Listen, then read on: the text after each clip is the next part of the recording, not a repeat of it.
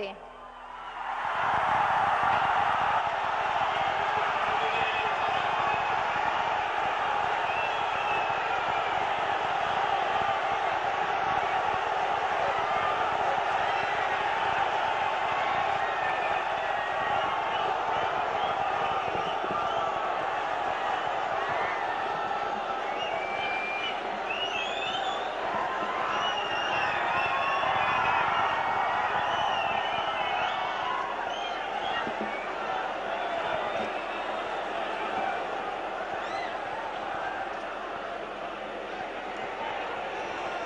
मंच पर विराजमान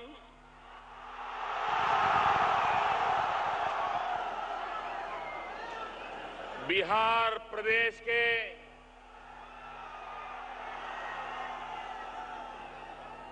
नए राज्यपाल श्रीमान रामनाथ कोविंद जी, राज्यपाल पद पर धारण करने के बाद आदरणीय रामनाथ जी का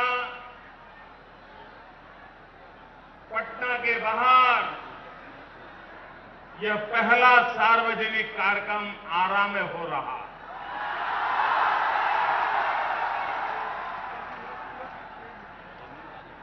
श्रीमान रामनाथ कोविंद जी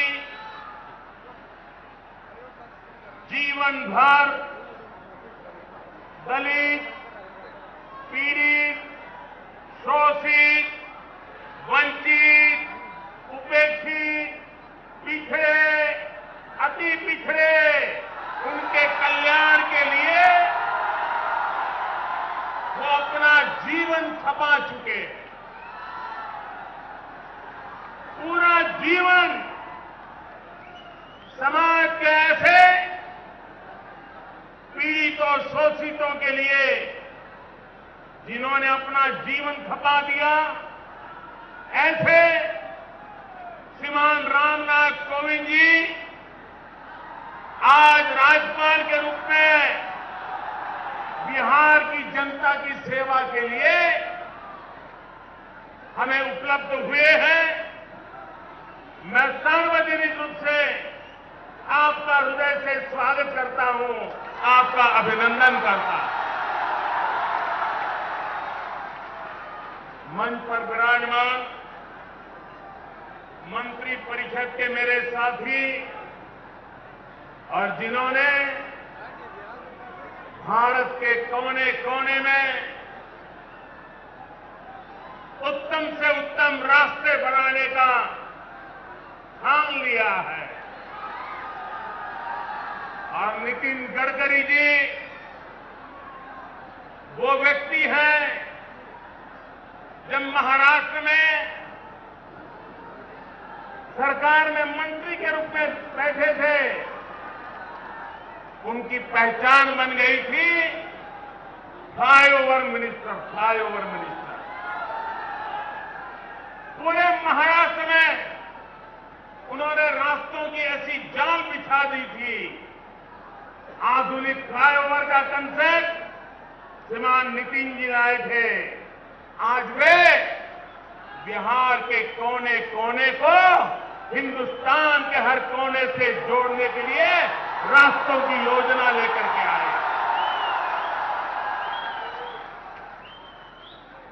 मंच पर विराजमान मंत्री परिषद के मेरे साथी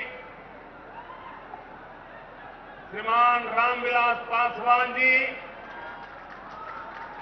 श्री रविशंकर जी, श्रीमान राधा मोहन सिंह जी, श्रीमान राजीव प्रताप रूडी जी, श्रीमान धर्मेंद्र प्रधान जी, श्रीमान राजीव रंजन सिंह जी, बिहार सरकार के मंत्री महोदय श्रीमान रामकृपाल यादव जी, श्रीमान गिरिराज सिंह जी, श्रीमान उपेंद्र कुशवाहा जी, श्रीमान नंदकिशोर यादव जी, श्रीमान सुशील कुमार मोदी जी, श्रीमान अश्विनी कुमार चौबे जी, और आरा के जागरूक सांसद मेरे मित्र श्रीमान आर.के. सिंह जी, यहाँ के विधायक श्रीमान अमरेंद्र प्रताप सिंह जी,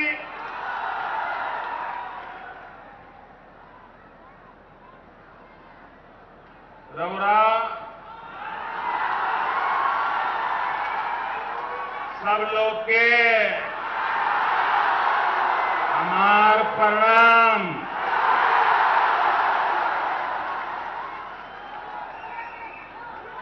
लोकसभा चुनाव के बाद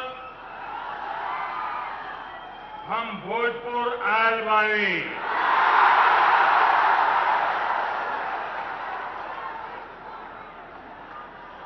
बाबू वीर कुंवर सिंह ये धरती पर रउरा लोकान के बहुत बहुत अभिनंदन। भाइयों बहनों,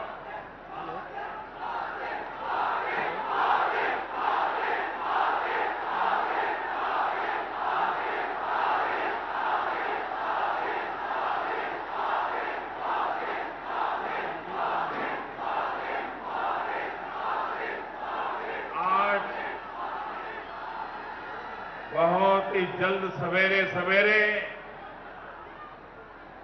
मैं दुबई से आया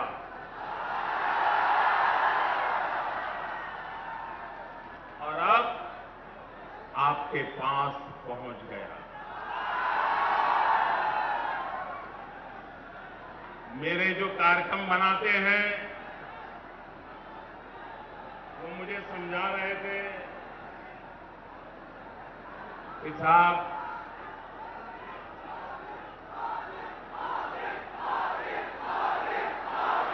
इतना जल्दी जल्दी कैसे जाएंगे, पूरी रात प्रवास करके आएंगे और फिर चल पड़ेंगे। हमारे अफसरों को चिंता थी,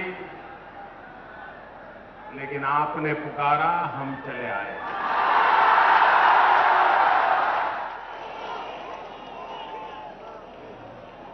भाइयों बहनों,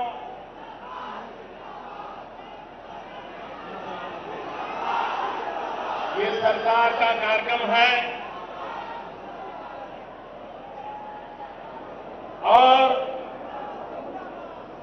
अनेक महत्वपूर्ण योजनाओं का आज शिलान्यास हो रहा है। अनेक योजनाओं का लोकार्पण हो रहा है। भाइयों बहनों,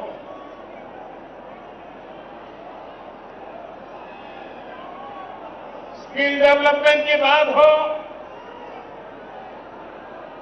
महिलाओं के लिए प्रशिक्षण केंद्र की चर्चा हो, या बिहार के कोने कोने में गांव-गांव तक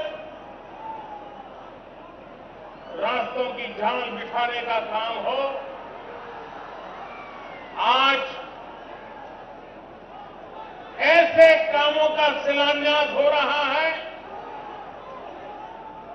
जो आने वाले दिनों में बिहार की शक्ल सूरत बदल देंगे, बिहार के भाग्य को बदल देंगे। आज बिहार के नौजवान को एक नया बिहार बनाने की एक अद्भुत क्षमता देंगे, अद्भुत ताकत देंगे। मेरे मित्र श्रीमान राजीव प्रताप रूडी जी देश के कोटि कोटि युवाओं को हुनर सिखाने का बीड़ा उठा करके चल पड़े।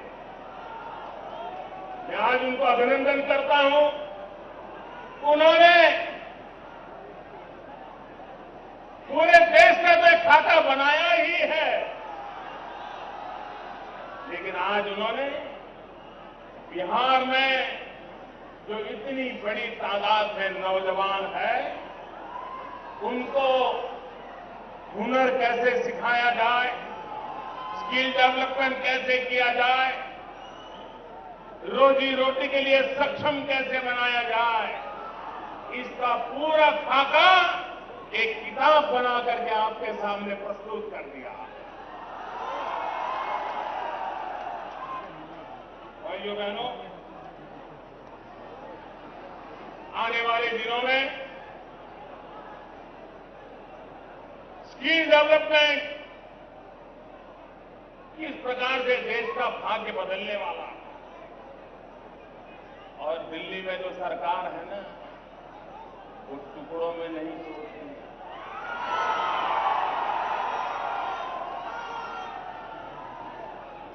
और नहीं टुकड़े फेंक करके देश को विकास की नई ऊंचाइयों पर ले जाया जा सकता है। जब तक हम एक कॉम्प्रिहेंसिव योजना न बनाए, तब तक परिणाम नहीं मिलता है। घर में भी अगर हम बच्चों को एक दिन कहे कि लो चावल खा लो, दूसरे दिन कहे कि लो ये नमक मिर्ची खा लो, तीसरे दिन कहे ये दाल खा लो, चौथे दिन कह दे कि चपाती खा लो, हफ्ते भर में सब चीज पेट में जाने के बाद भी न खाने का संतोष होता है, न शरीर बनने की संभावना होती है, सारा का सारा बेकार चला जाता है। लेकिन थोड़ा थोड़ा क्यों न, लेकिन एक ही थाली में परोसा जाए तो बालक कितने प्यार से खाता है, कितने चाव से खाता है, शरीर में रक्त बनना शुरू होता है, मांस बनना शुरू होता है, हड्डियां मजबूत होना शुरू हो जाता है। और इसलिए हम टुकड़ों में काम करना नहीं चाहते। हमने पहले कहा मेक इन इंडिया, हमने दुनिया को कहा कि आइए भारत में पूंजी लगाइए, कारखाने लगाइए, नई नई चीजें बनाएं। दुनिया भर के लोगों को समझाने की कोशिश की, और आज मुझे खुशी है कि विश्व भर से लोग उत्पादन के लिए, कारखाने लगाने के लिए, भारत में आने के लिए तैयार बैठे हैं, उत्सुक बैठे हैं। कल मैं अमीरात गया था, अबू धाबी से बयान देखा होगा आपने। मैं तो अभी आज अखबार देख नहीं पाया हूं, न टीवी देख पाया हूं, लेकिन आपने देखा होगा कि अबू धाबी की सरकार ने भारत में 4.5 लाख करोड़ रुपया की पूंजी लगाने का निर्णय घोषित किया। भाइयों बहनों, कारखाने लगेंगे, लेकिन अगर मेरा नौजवान स्किल डेवलप नहीं हुआ होगा तो ये कारखाने उसके काम कहां से आएंगे। और इसलिए एक तरफ मेक इन इंडिया तो दूसरी तरफ स्किल इंडिया का कार्यक्रम चलाया है, ताकि एक तरफ कारखाने लगे, दूसरी तरफ नौजवान को रोजगार मिले। कोई कारखाना लगाने के लिए तो आएगा, लेकिन बिजली नहीं होगी तो कारखाना लगेगा क्या? कारखाना चलेगा क्या? कोई रुकेगा क्या? अगर बिहार में हमें उद्योग लाना है तो बिहार में बिजली चाहिए कि नहीं चाहिए? बिजली के कारखाने लगने चाहिए कि नहीं लगने? तो हमने अभियान उठाया है, बिजली के कारखाने लगाओ, बिजली पैदा करो, ताकि जब कारखाना तैयार हो जाए तो बिजली मिल जाए, बिजली मिल जाए तो स्किल वाला नौजवान मिल जाए और विकास की दिशा में आगे।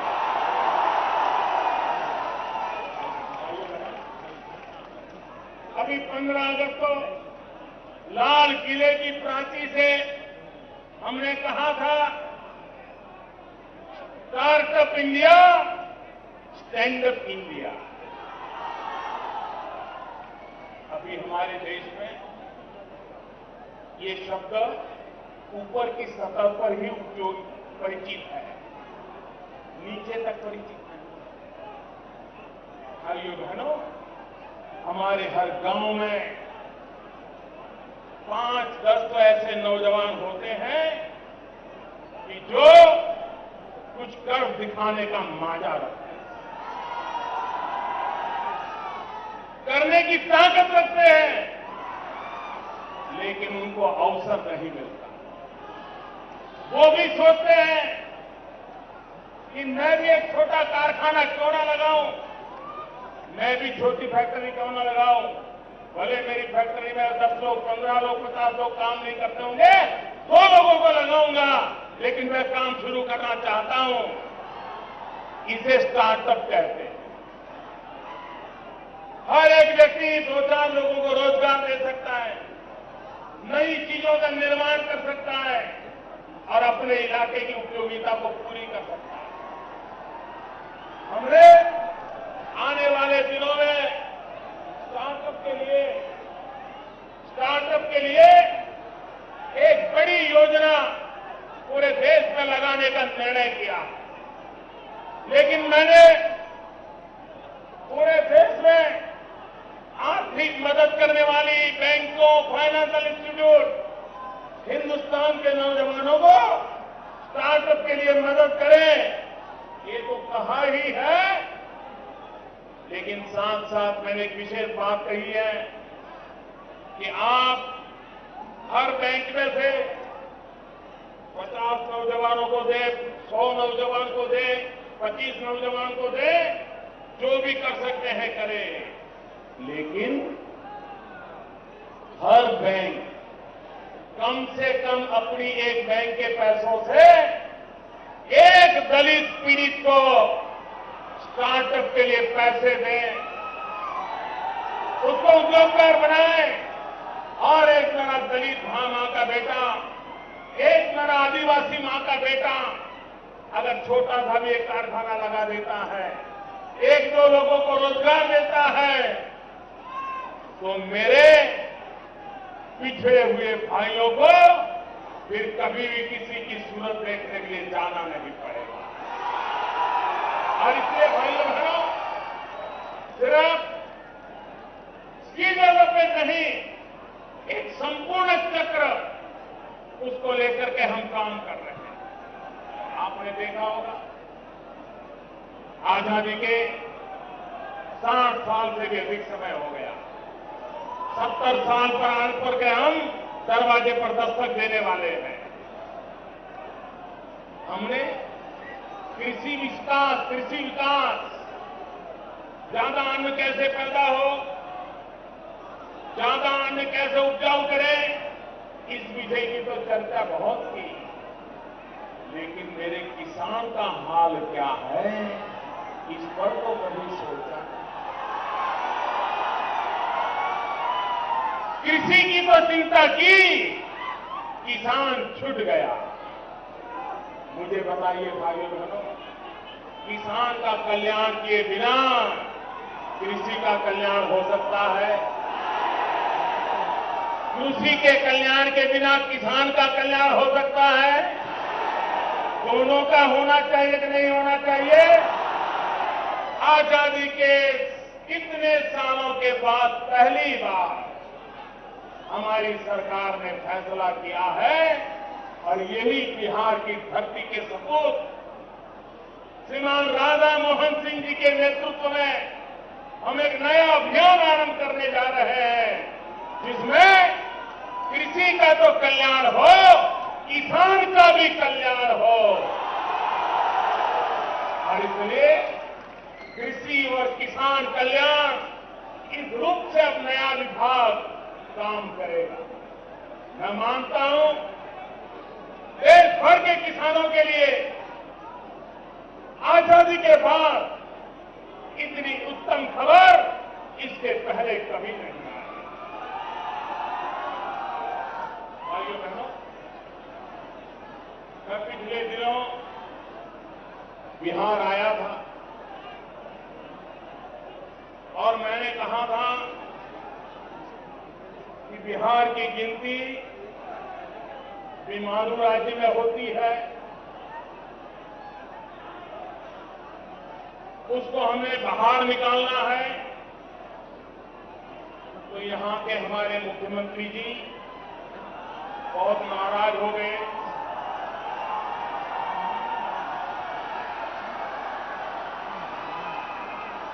उनको बहुत गुस्सा आया कि मोदी होता क्या है जो बिहार को बीमारू राज्य कहे, और उन्होंने डंके की चोट पर कहा कि अब बिहार बीमारू राज्य नहीं है। माननीय मुख्यमंत्री जी, आपके मुंह में घी शक्कर,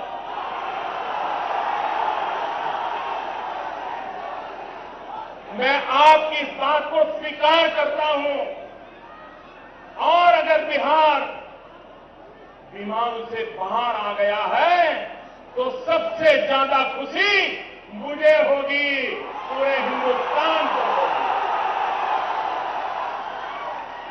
और इसलिए मैं फिर एक बार कहता हूं, माननीय मुख्यमंत्री जी ने जो कहा है कि बिहार बीमारू राज्य नहीं है, अब वो बीमारू नहीं रहा है, इस बात का मैं स्वागत करता हूं।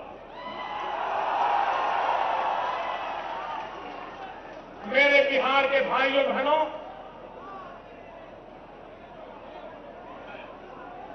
जिसको शार्प इंटेलेक्ट कहें, तेजस्विता कहें, जितनी शायद बिहार के लोगों में है, और जगह पे उसको खोजना पड़ता है। परमात्मा ने आपको ये ताकत दी, आप विचक्षण हैं, तभी तो चाणक्य यहां पैदा हुए थे। आप तेजस्वी हैं। भाइयों बहनों, मैं आपसे पूछना चाहता हूं, जिसने पेट भर खाना खाया हो, हर प्रकार की मिठाई मिल गई हो, हर प्रकार की चीजें मिल गई हो, पसंद का हर खाना मिल गया हो, पेट भरा हो तो कोई खाना मांगने के लिए जाएगा क्या? जरा बताइए ना, कोई जाएगा क्या? अगर आपका पेट भरा है तो खाना मांगेंगे क्या? कोई व्यक्ति तंदुरुस्त है, बीमारी का नामो निशान नहीं है, बहुत अच्छी नींद आती है, बहुत अच्छा खाना खाता है, ढेर सारा काम कर सकता है, जो तंदुरुस्त है वो कभी डॉक्टर के पास जाएगा क्या? बीमारी के लिए जाएगा क्या? जो बीमार होगा वही डॉक्टर के पास जाएगा ना। जो बीमार नहीं है वो कभी डॉक्टर के पास नहीं जाएगा ना, नहीं जाएगा ना। भाइयों बहनों, मैं हैरान हूं, एक तरफ तो कहते हैं हम बीमारू नहीं हैं, दूसरी तरफ कहते हैं हमें ये दो, हमें वो दो, हमें ये चाहिए।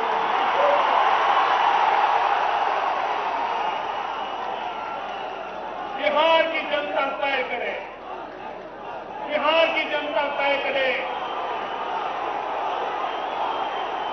भाइयों बहनों, मैं पहले दिन से कह रहा हूं,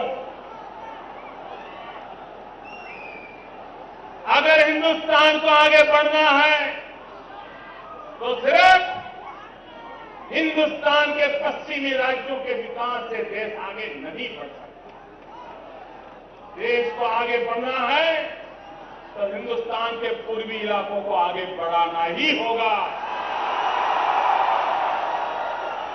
चाहे पूर्वी उत्तर प्रदेश हो, चाहे बिहार हो, चाहे पश्चिम बंगाल हो, चाहे आसाम हो, चाहे नॉर्थ ईस्ट हो, चाहे उड़ीसा हो, जब तक इन राज्यों का भला नहीं होगा, देश का कभी भला नहीं होगा। भाइयों बहनों, अब तक बिहार को 2 पैकेज मिल चुके हैं। जब बिहार और झारखंड अलग हुए तब अटल बिहारी वाजपेयी जी ने उस विभाजन के कारण जो आवश्यकताएं थी उसको ध्यान में रख करके 2003 में 10,000 करोड़ रुपयों का पैकेज दिया।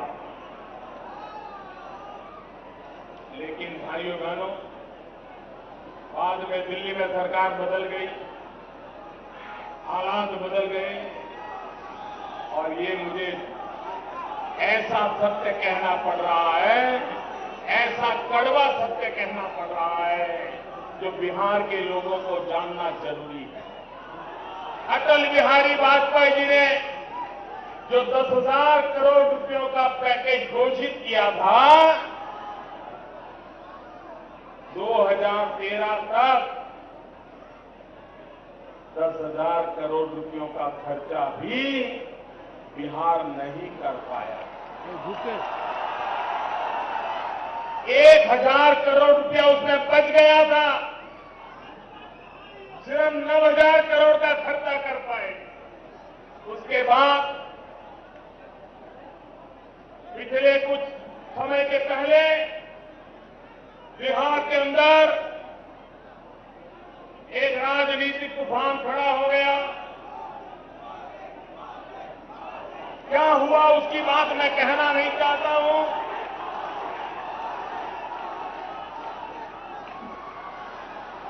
उस समय के यहां के मुख्यमंत्री इस राजनीतिक तूफान के बाद दिल्ली पहुंचे। दिल्ली में कौन सी सरकार थी आपको मालूम है? वहां पर बिहार के स्वाभिमान को दांव पर लगा दिया गया। राजनीतिक आश्रय लेने के लिए बिहार के स्वाभिमान को छोड़ करके दिल्ली दरबार में गए, गिड़गिड़ाए, इज्जत के खातिर कुछ दे दो भैया दे दो। दिल्ली सरकार ने उस समय बिहार के साथ क्या किया वो मैं बताना चाहता हूं मेरे भाइयों बहनों। बिहार का स्वाभिमान क्या होता है, बिहार का आत्मसम्मान क्या होता है, बिहार का गौरव क्या होता है। भाइयों बहनों, दिल्ली सरकार ने उनको खुश रखने के लिए अपने घर में भी कोई ज्यादा रोता है तो चॉकलेट दे देते हैं, बिस्किट दे देते हैं, और वो भी जाकर के कह देता मैंने मुझे चॉकलेट मिल गया, मुझे चॉकलेट मिल गया।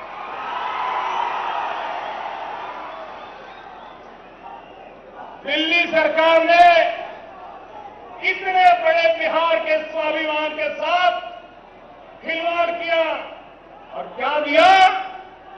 सिर्फ 12,000 करोड़ रुपया। कितना? 12,000 करोड़ रुपया।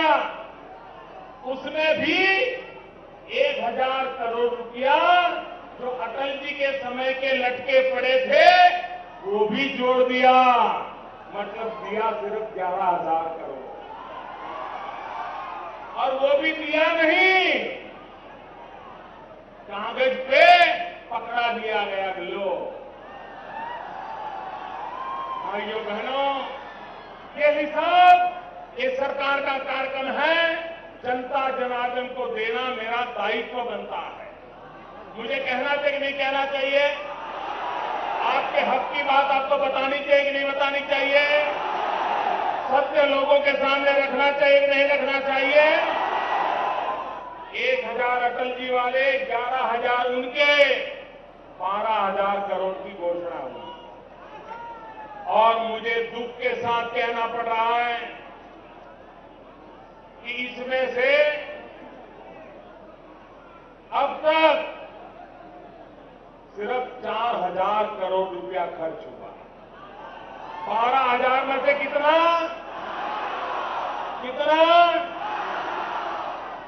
भाइयों बहनों, ये 4,000 में भी 2013 में 2014 में मामूली खर्चा हुआ। इन 4,000 करोड़ का खर्चा भी दिल्ली में आपने मुझे जिम्मेवारी दी, उसके बाद ज्यादा खर्चा हुआ, उसके पहले वो भी नहीं हुआ। और उस समय का भी 8,000 करोड़ रुपया अभी भी डब्बे में पड़ा, बंद पड़ा है जी। मुझे बताइए कि ऐसी कैसी सरकार है? 8,000 करोड़ रुपया अभी भी खर्च नहीं कर पाई है। और इसलिए भाइयों बहनों, अब तक 2 पैकेज मिले, एक 10,000 करोड़ का, एक 12,000 करोड़ का, और उसको भी खर्च नहीं कर पाए। लेकिन आज मैं आपको मेरा वादा निभाया है।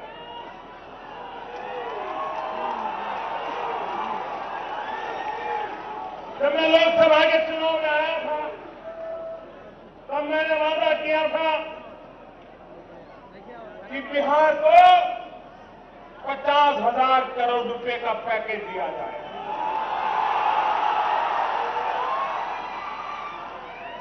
मैं पिछले दिनों बिहार आया, लेकिन मैं अपनी बात बता नहीं पाया था, क्योंकि पार्लियामेंट चल रही थी। संसद की गरिमा होती है, हर सरकार के लिए संसद की गरिमा को बरकरार रखना उसका दायित्व होता है। और मैंने अपनी वो संवैधानिक जिम्मेवारी निभाते हुए चुप रहना पसंद किया था। आया, कुछ बताए बिना चला गया। इसके लिए भी मेरे बाल नोच दिए गए, मेरे बाल नोच दिए गए। यहां तक कह दिया ये कानून झूठा है, ये जनता की आंख में धूल झोंकने वाली बात है। भाइयों बहनों, अभी तो 4 दिन पहले संसद का सत्र समाप्त हुआ है, और आज मैं आरा की धरती से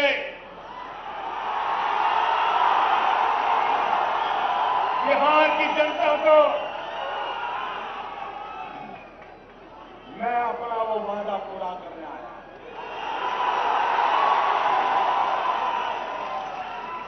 भाइयों बहनों, जब मैंने जिम्मेवारी ली थी, उसके पहले मैं चुनाव में आया था।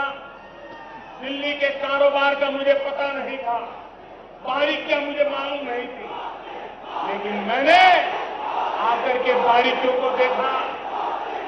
मेरे बिहार का भला करने के लिए क्या करना चाहिए, एक एक चीज को छान मारा, और मुझे लगा 50,000 करोड़ से कुछ नहीं।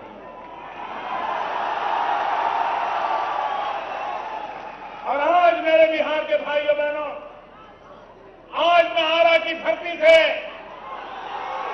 भाइयों बहनों, आज मैं बाबू वीर कुंवर सिंह की पवित्र धरती से, जयप्रकाश नारायण जी के आशीर्वाद से राजनीतिक जीवन के हमने संस्कार पाए हैं। उस परिप्रेक्ष्य में जब आप तक खड़ा हो, तब मैं आज बिहार के पैकेज की घोषणा यहीं से करना चाहता हूं। करो 50,000 करोड़ की ज्यादा करो, 60,000 करोड़ की ज्यादा करो, 70,000 करोड़ की ज्यादा करो, 75,000 करोड़ की ज्यादा करो, 80,000 करोड़ की ज्यादा करो, 90,000 करोड़ की ज्यादा करो,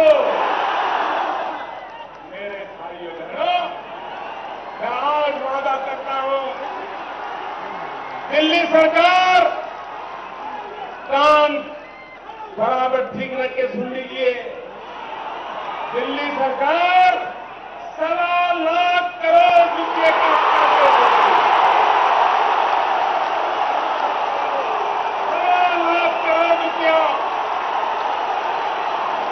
बिहार का भाग्य बदलने के लिए 1.25 करोड़ रुपया दे रहे हैं।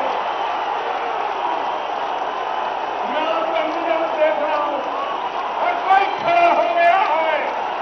आप मुझे आशीर्वाद दीजिए, आप मुझे आशीर्वाद दीजिए मेरे भाई। 1.25 करोड़ रुपया बिहार का भाग्य बदलने के लिए।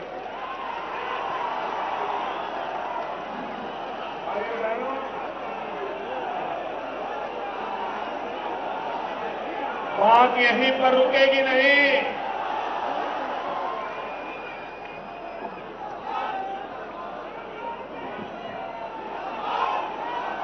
बात यहीं पर रुकेगी नहीं। मेरे भाइयों बहनों, ये 1.25 करोड़ रुपया का तो पैकेज दिया जाएगा, लेकिन जो कुछ काम चल रहे हैं, जो काम शुरू हो चुके हैं, लेकिन जिसमें अभी खर्चा नहीं हुआ है तो बहुत कम हुआ। जैसे मैंने कहा था, पुरानी सरकार का 12,000 करोड़ का पैकेज था, उसमें 8,282 करोड़ रुपया, करीब 8,000 करोड़ से भी ज्यादा वो अभी बाकी पड़ा है। राष्ट्रीय राजमार्गों में बनाने में 12,000 करोड़ रुपए के काम चल रहे हैं। बांका में पब्लिक प्राइवेट पार्टनरशिप से बिजली का कारखाना लगने वाला है 20,000 करोड़ रुपया से। अगर मैं इनको जोड़ूं तो वो रकम बनती है 40,657 करोड़ रुपया। और इसलिए 1.25 करोड़ के अतिरिक्त, 1.25 करोड़ के उपरांत ये 40,000 करोड़ रुपया भी बिहार के विकास के लिए जोड़ा जाएगा। 1.25 प्लस 40,000 करोड़ और हो गया टोटल 1,65,000 करोड़ रुपया। मेरे भाई, 1,65,000 करोड़ रुपया। अब मुझे बताइए, न दिल्ली की सरकार पहले थी, उनमें धरती पर काम करने की ताकत थी, न बिहार को मिला पैसा उपयोग कर पाए। मैं आपको वादा करता हूं, मैं इसको लागू करके रहूंगा मेरे भाइयों बहनों।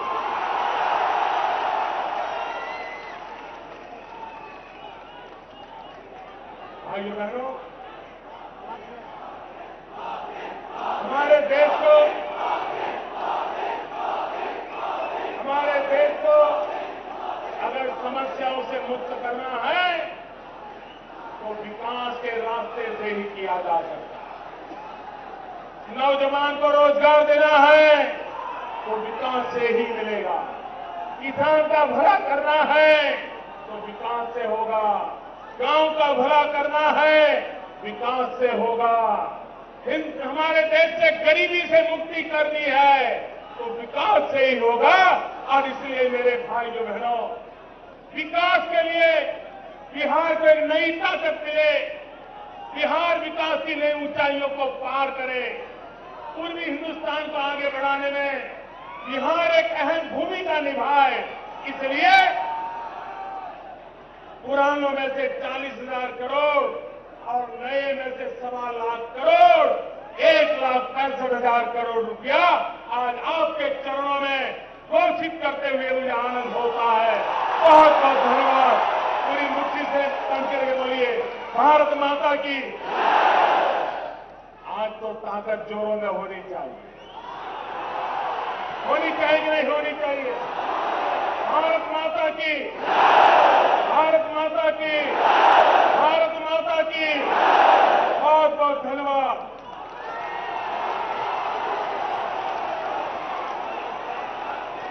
बहुत बहुत धन्यवाद माननीय प्रधानमंत्री जी, आपकी बड़ी बड़ी नई नई शुरुआतों और सौगातों के लिए।